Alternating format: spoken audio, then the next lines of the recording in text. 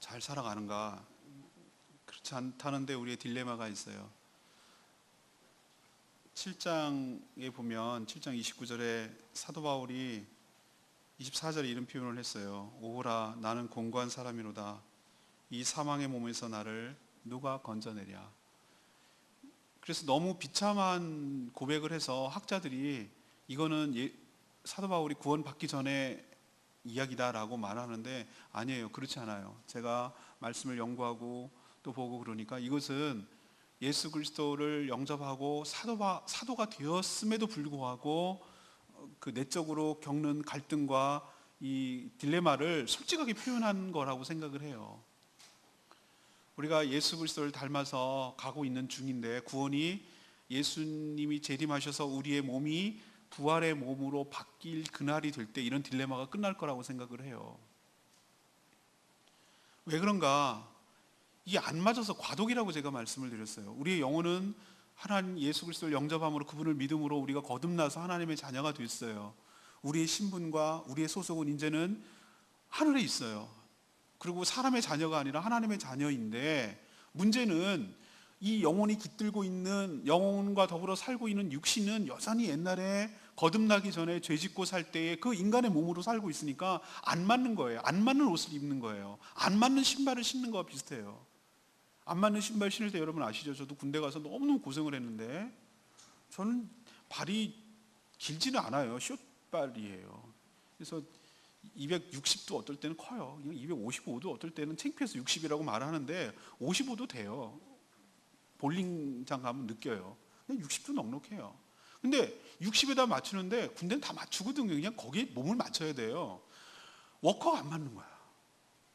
저는 이게 짧은 대신에 이게 두껍거든요. 높아요. 이게 볼이 넓다 그러죠. 그러니까 안 맞으니까 뭐 걸으려고 그러고 뭐 하려고 그러면 티가 딱 까지고 다 아프고 뭐 너무 고통 자체예요.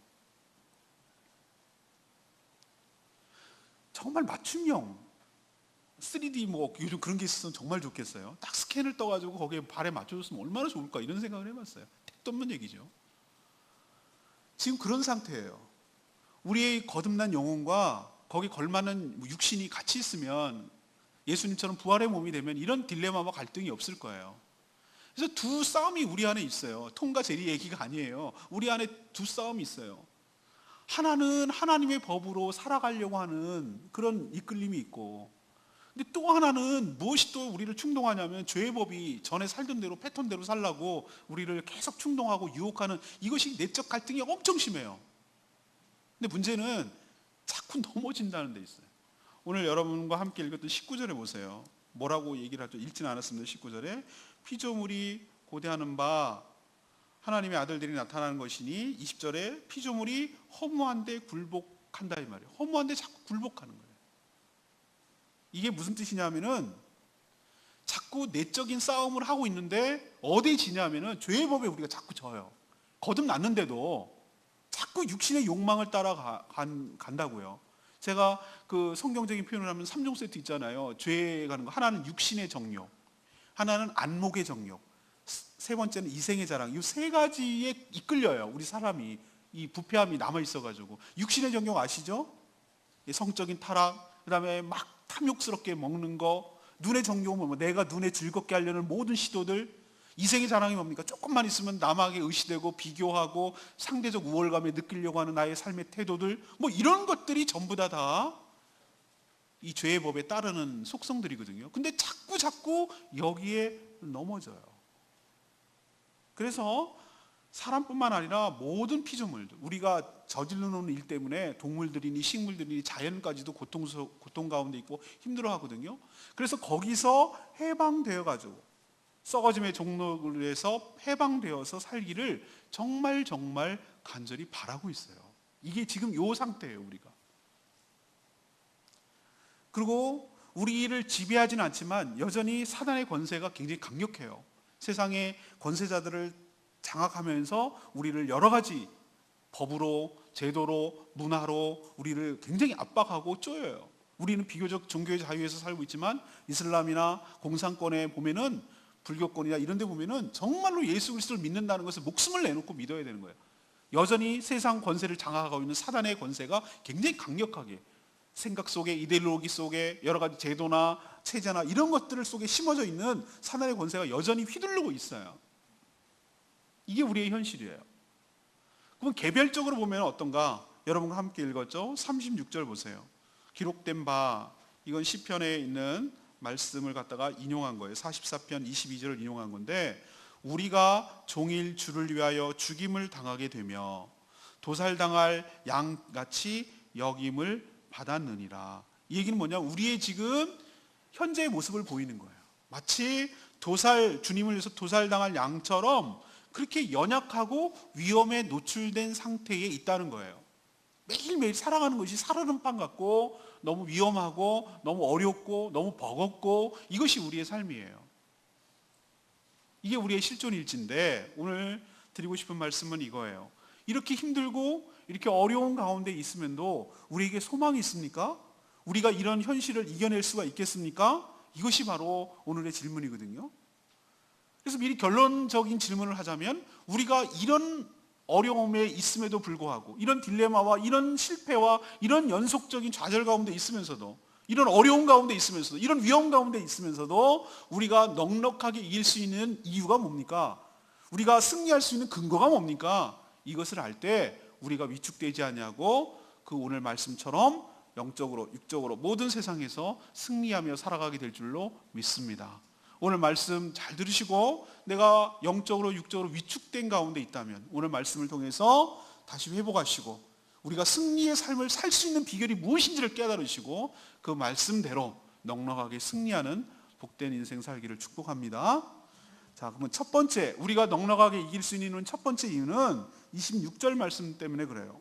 26절에 뭐라고 설명하고 있죠? 이와 같이 성령도 우리의 연약함을 도우시나니 우리는 마땅히 기도할 바를 알지 못하나 오직 성령이 말할 수 없는 탄식으로 우리를 위하여 친히 간구하시느니라. 이게 첫 번째 우리가 승리할 수 있는 비결이에요. 성도인데도 아까 말했지만 23절에 뭐라고 그랬어요? 우리가 빨리 주님이 오셔서 이 죄를 짓고 살 수밖에 없는 이 세상과 이 몸으로부터 해방되어서 속량되어서 구원이 완성되기를 원합니다. 더 이상 질병도 눈물도 이별도 죄 짓는 일도 없고 정말 거룩한 천국에서 새하늘과 새 땅에서 살기를 소망합니다 라고 말하지만 그렇지 않은 인생, 결코 쉽지 않은 인생을 우리가 산다고 말했죠. 이런 우리를 하나님이 너무 잘 아시는 거예요. 알아서 살아, 그때까지 그냥 기다려, 이렇게 하시는 분이 아니에요. 하나님은 굉장히 섬세하시고 굉장히 우리 일을 갖다가 디테일하게 아주 잘 다루시는 분이에요. 우리가 얼마나 쉽게 취약하고 쉽게 죄에 넘어지고 쉽게 이 갈등 속에서 이 죄의 법과 하나님의 법에서 죄의 법에 많이 굴복당하고 허무한데 자꾸 깨어져 나가는지를 알아요. 하나님께서. 이게 나는 너무 고마운 거예요. 이런 우리를 아시고 하나님께서 안정장치를 마련해 주셨는데 그것이 바로 예수 그리스도를 믿을 때 우리 안으로 성령이 쑥 들어오신 줄로 믿습니다. 이게 안전장치예요. 이게 굉장한 안정장치예요. 우리가 할 수 없는 그것을 하나님이 하실 수 있도록, 내가 할 수 없는 그것을 내 안에 계신 성령님이 하실 수 있도록 예수 그리스도를 영접할 때, 그분을 믿을 때 우리 안으로 예수 그리스도가 들어오시는 줄로 믿습니다. 성경을 보면은 오늘 주일학교 아이들 삼위일체에 대해서 좀 설명을 하는데 애들이 이해하겠어요? 그걸 어려워서?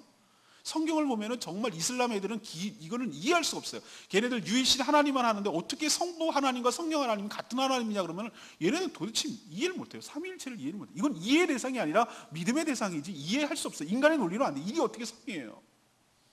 호환돼서 써요. 호환된다는 게 뭐냐면 성령님이 하나님이고 하나님이 예수님이고 예수님이 성령님이고 이게 왔다 갔다 거려요. 근데 또 그게 다 같은 하나님이래요. 이러니 어떻게 이걸 이해하겠어요? 생각해 보세요. 요한계시록에 보면 우리가 문 밖에서 두드린다고 그랬어요. 예수님께서. 근데 두드리고 그 소리를 듣고 우리의 마음 문을 열면 예수님이 우리 안으로 들어오시는 줄로 믿습니다. 여기까지 이해되셨죠? 근데 어떻게 육신이 계신, 그리고 한 분밖에 없는 지금 하나님 우편에서 간구하고 계신 예수님이 우리의 몸을 어떻게 들어오냔 말이에요. 이걸 설명하기 위해서 예수 그리스도의 영이신 성령님이 우리 안으로 들어오시는 줄로 믿습니다. 이 뜻이에요. 이게 같은 개념이에요. 그래서 예수 그리스도를 믿을 때 예수님을 영접한다는 것은 곧 예수의 영이신 성령님이 우리 안으로 들어오신다는 뜻인 줄로 믿습니다.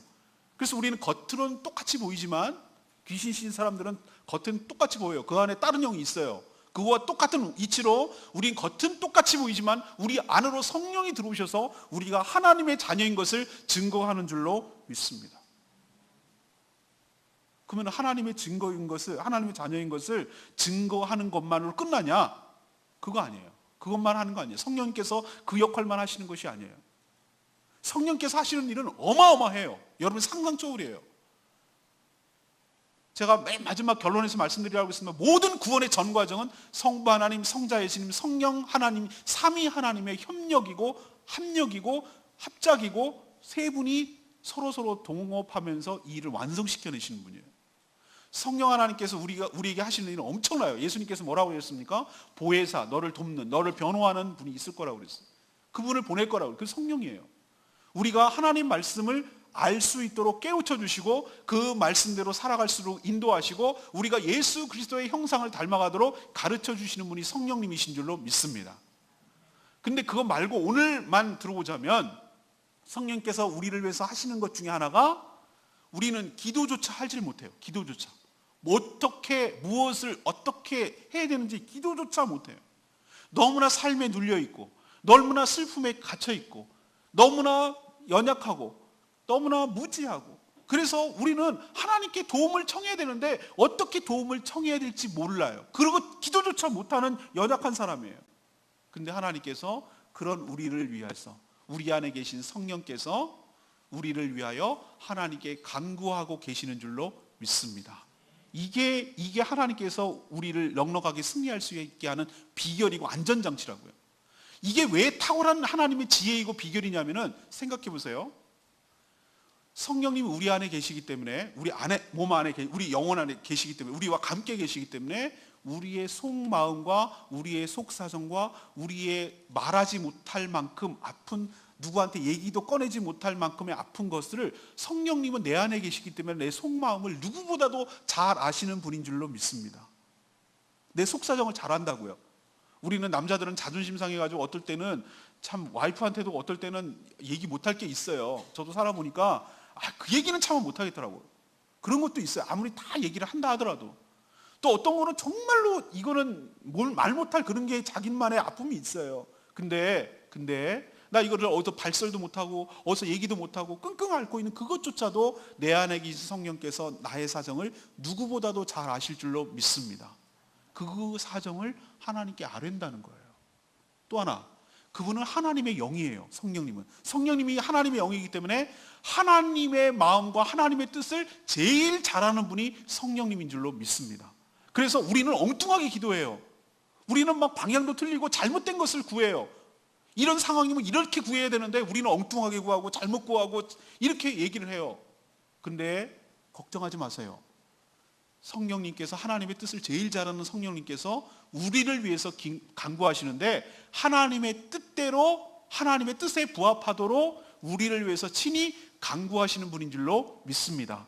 이 두 가지를 연결시켜 줄 수 있는 접점이 누구냐고요? 성령님이라고요.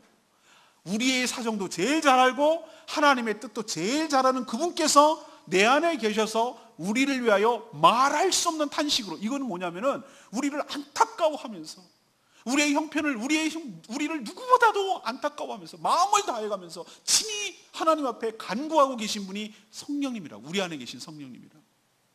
그것 때문에 우리가 살아가고 있는 줄로 믿습니다. 여러분 좀 생각 좀 해보실까요? 여러분이 한 것에 비해서, 여러분이 특히 기도한 것에 비해서 여러분이 너무 잘 살고 있다는 생각 안 드세요? 저는 문득문득 그럴 때가 참 많습니다. 그래, 나는 정말로 뭐라고 기도도 못했어. 어떨 때는 이런 얘기를 간구도 못했어. 근데 희한하게도 정말 놀랍게도 생각하지 못할 정도로 하나님께서 우리에게 은혜를 베풀어 주신 이유가 뭘까? 내가 이뻐서? 내가 그냥 나는 잘난 놈이라서? 나는 그래서? 아니에요. 착각하지 마세요. 우리가 넉넉하게 이기고 그런 위협과 그런 어려움과 그런 슬픔과 그런 것에 완전히 짓눌려서 완전히 그냥 나가 떨어지지 않게 되고, 그래도 다시 일어나서 살 용기와 힘이 생기고, 그래도 희망의 실자락 같은 그 끈앞을 같은 그 하나님의 은혜를 받고 참고 그것을 바라보며 나갈 수 있고 다시 일어설 수 있는 그 힘이 어디서 나오는가? 우리 안에 계신 성령께서, 우리의 속사정을 제일 아시는 그분께서 친히 나를 위해서 하나님의 뜻대로 우리를 간구하고 계시기 때문에, 그 기도 때문에 우리가 한 것에 비해서, 기도 안 한 것에 비해서 훨씬 더 많은 은혜를 누리고 이겨내고 있는 줄로 믿으시기를 바랍니다. 우리가 오늘 뭐라고 얘기했어요? 너희들이 하나님과 그 상속자로서 영광을 누리기 위해서 현재 너희들은 뭐도 같이 겪어야 될 거라고요? 고난도 함께 겪는 것이 맞단 말이죠. 고난을 통해 우리가 사람이 다듬어지거든요. 하나님께서 우리를 즉각 그 영혼을 구원하는 데만 목적이 있는 것이 아니고, 구원받은 자답게 하나님의 자녀답게 깎아내고 훈련하고 연단하는 과정을 위해서 이 땅에 남겨두셨거든요. 여러분, 고난이 고난으로 끝나지 않습니다. 고난의 목적은 무엇인가? 천국의 궁극적인 목적이라면 여러분 예수 그리스도를 믿으면 바로바로 보내면 되잖아요. 왜 남겨놨어요? 고난을 갖고 여러분이 막 괴로운 것을 하나님이 즐기시려고 남겨놨습니까? 아니에요. 우리의 모난 부분이, 우리의 모난 성격이, 예수님을 닮지 못했던 그 내 자아가, 이런 것들이 고난의 과정을 통해서 깎이고 꺾이고 깨지고 이렇게 됨으로써 둥글둥글해져서 조각을 해서 누구를 닮아가느냐? 예수 그리스도를 닮아가도록 하기 위해서 하나님께서 우리에게 고난을 주실 줄로 믿습니다. 그런데 고난만 너 혼자 홀로 감당해 라고 하지 아니하시고, 고난 중에도 성령께서 우리를 도우시며 간구하시며 인도하시기 때문에, 감당할 만큼만 주시기 때문에 우리가 이 고난 가운데도 잘 이겨내고 오히려 이 고난의 과정을 통과해내면서 예수 그리스도를 닮아가도록 승리할 수 있도록 성령 하나님께서 도와주실 줄로 믿습니다. 누군가가 나를 위해서 기도한다는 것이 그렇게 든든할 수가 없어요. 저희 할아버지가 돌아가셨을 때 난 이기적인 이 손자놈이라는 게 한다는 말이, 할아버지가 슬프고 이런 것이 먼저여야 되는데 제일 먼저 솔직하게 내가 고백하는 거예요. 이제 누가 나를 위해서 그렇게 기도해 주지? 이런 생각이 제일 먼저 떠오르더라고. 참 나빠. 근데 제가 그건 알고 있어요. 저희 돌아가신 할아버지께서 눈도 잘 안 보이시고 말년에 그러셨지만 이 자손들을 위해서 얼마나 본인 나름대로 오랫동안 기도하셨어요. 저희 아버지 목회하시지, 저 목회하지, 자손들이 다 줄줄 있잖아요. 한 사람 한 사람 놓고 기도했다는 걸 제가 알고 있어요. 그 덕에. 그리고 지금도 부모님 얼마나 기도를 하겠어요. 목회하는 저를 위해서. 저를 사랑하는 분들, 그리고 제가 정말로 우리 교회를 후원하고 돕는 분들이 내가 고마운 것은 물질 있는 곳에 마음이 있다고. 이 제주연동 서부교회와 저를 생각할 때마다 잠깐이라도 마음을 가지고 기도해주고, 그렇기 때문에 이 모든 것들이 기도가 합쳐져서 어우러져서 제가 저보다도 제 역량과 제 그보다도 훨씬 더 감당할 수 있는 힘과 은혜가 쏟아지는 이유는 제가 잘해서가 아니고 저를 위해서 기도해주고 있는 수많은 분들 때문에 그런 줄 제가 잘 알고 있습니다. 저만 그렇습니까? 여러분 그렇지 않습니까? 1차적으로 제가 여러분들, 저희 교회에 등록해 있는 성도들은 제가 기도해야 하지 않습니까? 매일매일 보고해야 되지 않습니까? 하나님 앞에. 전 목자니까, 저한테 맡겨준 양이니까 손가락을 꼽아가면서 간당간당하게도 다 이름으로 신방하며 하나님께 아뢰는 거예요. 하나님 지금 이렇습니다. 하나님 이렇습니다. 하나님 이렇습니다. 하나님 이렇습니다. 아뢰는 거예요. 하나님께 아뢰는 거예요. 이렇게 사람이 사람을 위해서, 형제가 형제를 위해서 중보기도하는 것도 큰 힘이지만, 정말 큰 힘은 내 안에 계신 성령, 그리고 우리 안에 계신 성령께서 나를 위하여, 우리를 위하여 말할 수 없는 탄식으로 간구하고 계시기 때문에, 지금도 우리가 자는 그 순간에도, 우리가 위험에 있든지 어느 순간에도, 우리가 설령 망각하고 있는 그 순간이라도, 우리가 놓치고 있는 그 순간이라도 성령님은 그렇지 않고 24시간 깨어 있어서 우리를 위하여 말할 수 없는 탄식으로 간구하시기 때문에 우리가 넉넉하게 승리할 수 있는 줄로 믿습니다. 그러니 우리가 혼자라는 생각 버리시고, 아무도 내 편이 없다고 생각하지 마시고, 성령이 여러분을 위해서 간구하시는 것을 기억하시고 힘을 내서 승리하시는 저와 여러분 되기를 소망합니다. 두 번째는, 우리가 넉넉하게 이루는 이유는 무엇입니까? 28절에 있는 말씀 때문에 그래요. 28절 로마에서 굉장히 유명한 말씀이죠. 우리가 알거니와, 여러분이 안다는 거예요. 여러분이 알거니와 하나님을 사랑하는 자, 곧 그의 뜻대로 부르심을 입은 자들에게는 모든 것이 합력하여 선을 이루시느니라. 이 말 얼마나 좋아하셔요, 여러분들. 이거 모르는 사람 없을 거예요. 교회 다니면 다 들어보셔갖고 다 알아요. 근데 이 말처럼 오해하는 말도 없어요. 이 말처럼. 성경을 항상 읽을 때 여러분 이단들이 항상 보면은 성경이 전체적으로 나오고 저자가 어떤 목적으로 이걸 썼고 이 어떤 얘기를 하는 가운데 이 얘기가 나왔는지 문맥 속에서 그 말씀을 캐치해내야 돼요. 그 한 구절만 내 식으로 따와가지고 이거 갖다 붙이고 아전인수격으로 이렇게 인용하면 적용하면 큰일 나요. 그게 그래서 이단이 되는 거예요. 이것을 여러분들 어떻게 오해 많이 하십니까? 모든 것이 합력하여 선을 이룬대. 그러면 우리는 되는 대로 살아도 하나님께서 다 수습해 주셔 라고 생각하지 않습니까? 혹시? 잘못 오해한 거예요. 엉망으로 살아도 하나님 끝에 가면 잘 될 거야. 뭐로 가도 서울로 갈 거야. 이렇게 살아도 저렇게 살아도 만사형통할 거야. 이 말로 이해하고 계시다면 정말 성경을 잘못 이해하신 거라고. 이 말씀. 이 말씀의 앞에 전제 조건이 있어요. 우리는 자꾸 모든 것이 합력하여 선을 이룬다는 말만 자꾸 인용하고 싶어 하는데 그 앞에가 무엇입니까? 어떤 사람에게 그것이 적용됩니까? 28절에 너희들이 알거니와, 이거는 누구라고 말하면 하나님을 믿는 성도를 의미하는 거예요. 하나님을 사랑하는 자가 누구겠습니까? 거듭나서 하나님의 구원의 은총을 받은 성도가 아니겠습니까? 곧 이퀄 그의 뜻대로 부르심을 입은 자들, 이게 누구겠습니까? 성도를 지칭하지만 자들 복수를 쓴 걸로 봐가지고 이것은 성도들의 공동체인 교회를 의미하는 줄로 믿습니다. 이 말씀이 적용되는 것은 누구에게 적용되는가? 곧 성도들, 하나님을 사랑하는 자, 곧 그 뜻대로 부르심을 받은 자들에게 이 말씀이 적용될 줄로 믿습니다. 또 하나 잊어버리지 마세요. 이것은 구원을 설명하는 과정 중에서 이 말씀이 나왔어요. 구원을 설명하는 중에. 그 뒤에 나오는 것이 무엇이죠? 29절. 하나님께서 미리 아신 자들. 미리 아셨다고 그랬어요. 이 미리 아는 시점은 창세 전이에요. 만세 전에 아셨어요.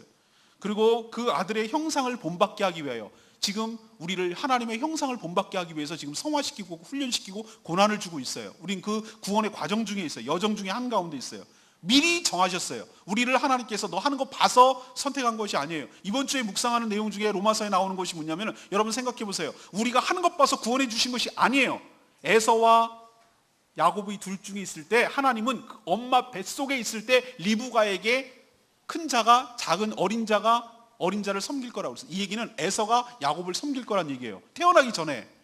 얘가 어떻게 살아가는지 상관하지 않았어요. 하나님께서 태어나기 전에, 우리 태어나기 전에 하나님께서 부르시고 하나님의 형상을 담기 위하여 하나님께서 예정하시고 택하신 줄로 믿습니다.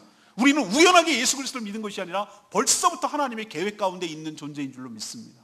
때가 되어서 하나님께서 우리를 부르시고, 부르신 그들을 어떻게 했습니까? 의롭다고 하시고 예수 그리스도를 믿어지게 하셔서 의롭다는 우리들을 최종적으로 영화롭게 하실 줄로 믿습니다. 이것이 제가 구원의 여정이라고 설명했죠. 하나님이 선택하신 것이 넘버 원, 때가 되어 우리를 부르신 것이 콜링, 소명, 그 다음에 소명하는 자를 믿게 함으로 거듭난 중생 거듭난 자를 예수 그리스도를 닮아가도록 하는 성화, 그리고 최종적으로 예수님께서 오셔서 우리를 부활의 몸으로 영광스러운 몸으로 바꾸는 것을 영화, 이 모든 일련의 과정을 다 구원의 과정이라고 설명하는 거예요. 이 얘기 가운데 오늘 8장 28절이 나온 거예요.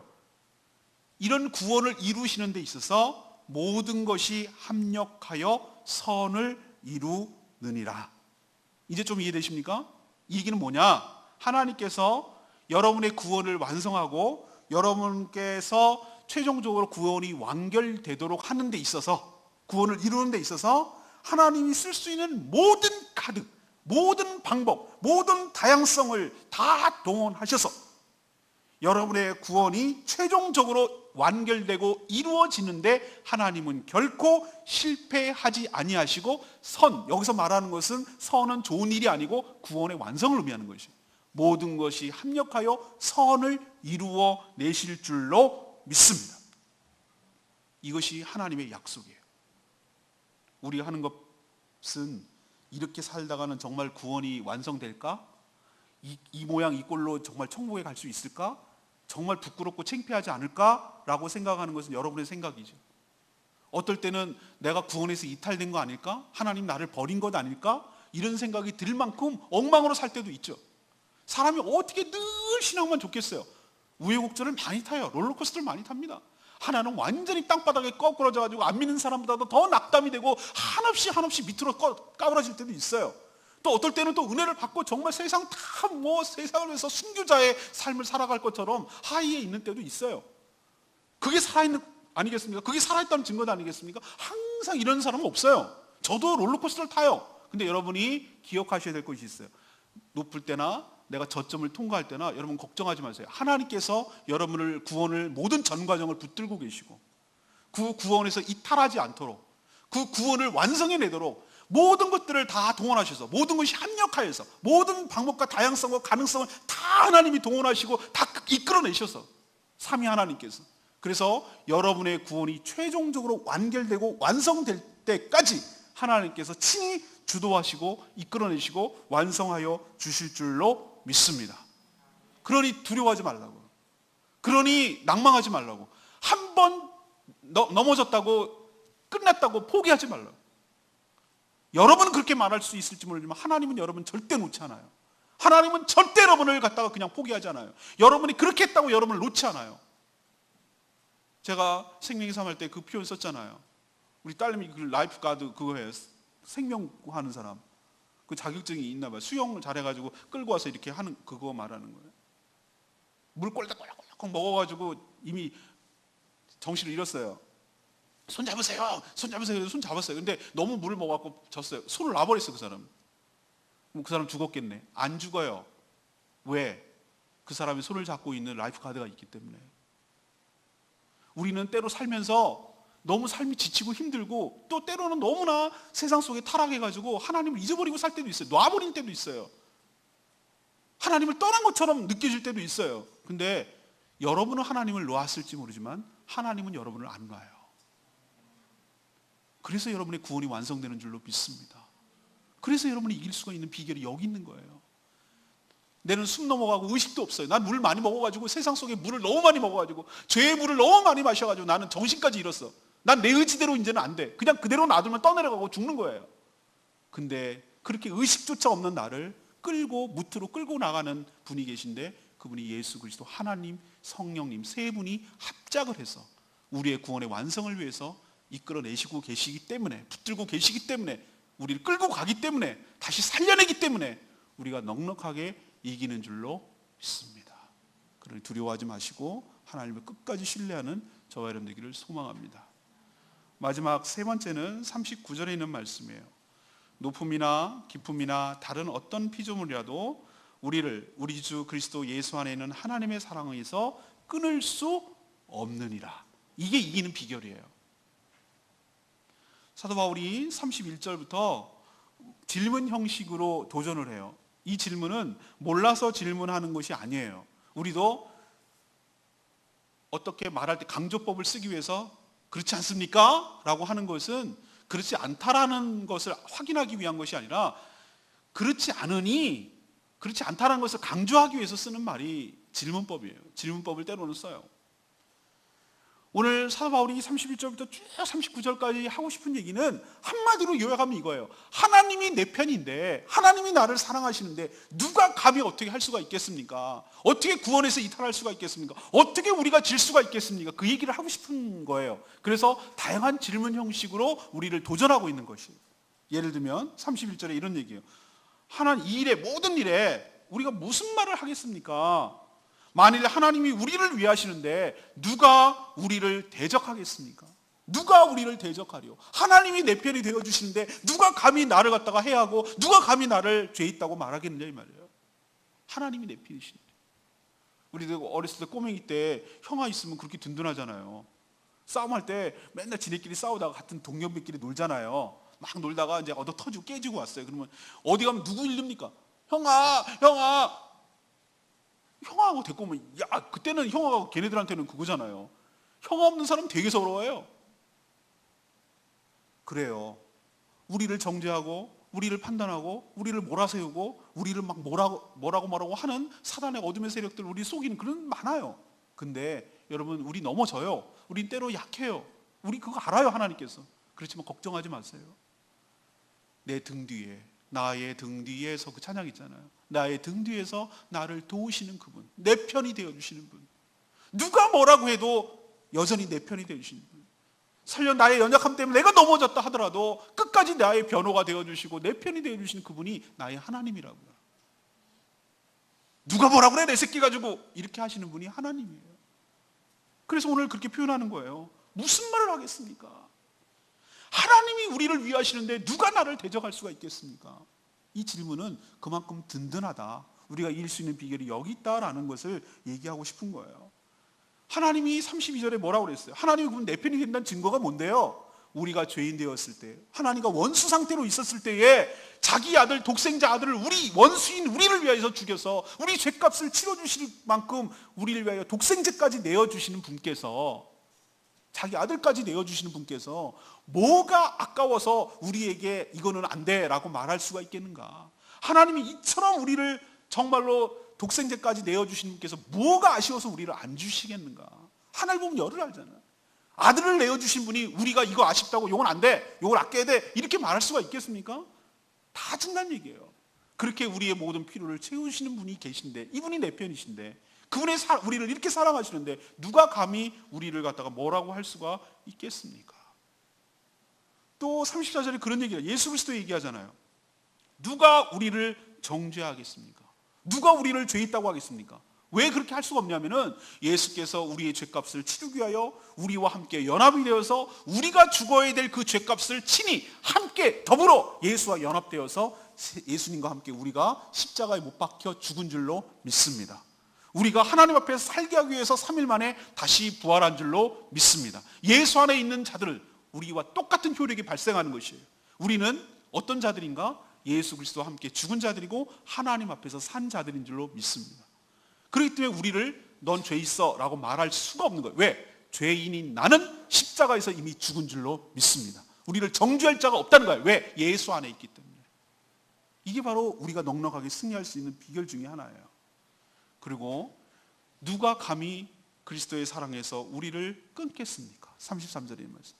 누가, 하나님께서 이렇게까지 해서 우리를 구원하시고 하고 보호막을 쳐주셔서 예수 안에 있도록 넣어주신 그분께서 누가 감히 우리를 공격할 수가 있겠습니까? 공상과학 영화에서 보면은 방어막이 있어요. 방어막, 우주 방어막, 스타워즈 뭐 이게 보면은 영화 보면은 방어막이 있어요. 방어막. 거기에 공격하면은 이렇게 튕겨 나오고 뭐. 우리의 철통 같은 방어막은 바로 예수 그리스도신 줄로 믿습니다. 우리가 예수 안에 있으면 예수님이 보호막이 되주셔서 예수님을 누가 공격할 수 없듯이 예수 안에 있는 우리도 공격할 수 없을 줄로 믿습니다. 그 사랑에서 끊을 수 없습니다. 하나님과 예수 그리스도의 사랑을 누구도 못 끊었듯이 예수 안에 있는 우리를 하나님의 사랑에서 끊을 수가 없는 줄로 압니다. 그래서 거기는 35절 말씀대로 환난이나 곤고나 박해나 기근, 배고픔이죠. 적신, 벌거벗은, 위험, 칼, 그리고 38절에는 사망이나 또 생명이나 영적인 존재인 천사들이나 세상의 권세자들이나 지금 일어나고 있는 현세일이나 장래일이나 능력이나 높임이나 기쁨이나 어떤 피조물이라도, 그 어떤 것들이라도 우리를 향한 하나님의 사랑에서 절대 끊어낼 수가 없다. 우리는 든든하게 장치 안에 안전하게 예수 그리스도 안에 있는 줄로 믿습니다.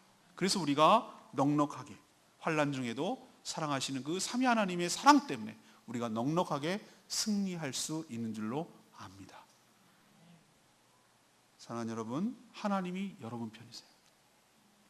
그리고 하나님은 여러분의 구원의 완성을 위해서 지금도 일하고 계시는 줄로 믿습니다. 하나님 우리를 끝내 승리할 수 있도록 보증하는 그 보증금, 우리도 보증금 거세요. 월세 얼마에 보증금 얼마예요? 라고 할 때 보증금을 왜 겁니까?